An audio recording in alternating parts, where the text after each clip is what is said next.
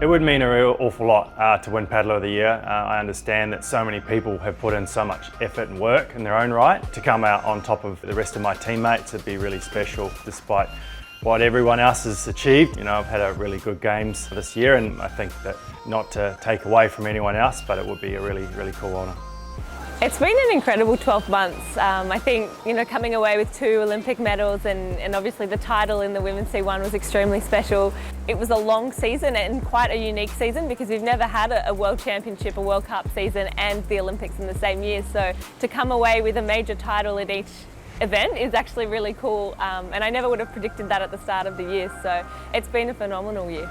Each of the games have a different meaning to me. The Rio Games especially were sort of more about my journey from my recovery, my injury in Afghanistan, and achieving and proving to everyone and myself that I was still capable of being Curtis McGrath and being an athlete and obviously representing my country. You know, coming through with the promise that I made on the battlefield. But the Tokyo Games, very different.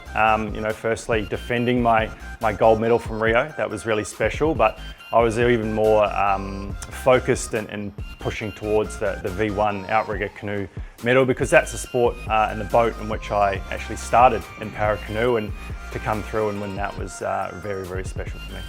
It had been such a big build-up to the Olympics, especially after the kayak event. Obviously a very big build-up of emotions and dealing with expectation and pressure and turning it around and coming out to perform at my best in an Olympic final was the best I could have hoped for, and I guess what I've trained for my whole career. So it was definitely a dream come true moment. The feeling I had when I crossed the line in Tokyo was sort of one unexpected. You know, it had been an extra year of training and 2 years since we competed all together, so lining up against the best in the world and not really realising or knowing where you were until you crossed the line and look across and knowing that I'd managed to come out on top, and it was an amazing feeling. You know, there's heaps of joy and celebration, excitement came over me, and I was just ecstatic that I was able to get the win.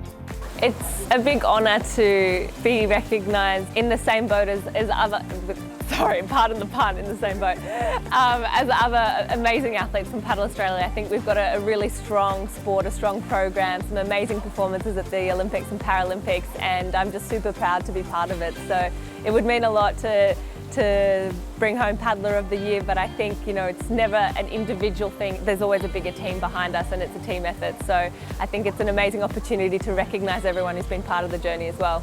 To come away with the 2 golds at the Paralympics was really special. Knowing that it hadn't been done before was not my target, but it was, you know, something that could have been, you know, could be achieved, and thankfully it all came through. And you know, it just goes down to all the preparation that not only myself put in, but everyone else that helped me and gave the resources and time and energy that they gave to me, and helped me across the line and, you know, stand on top and hear the national anthem twice is really special.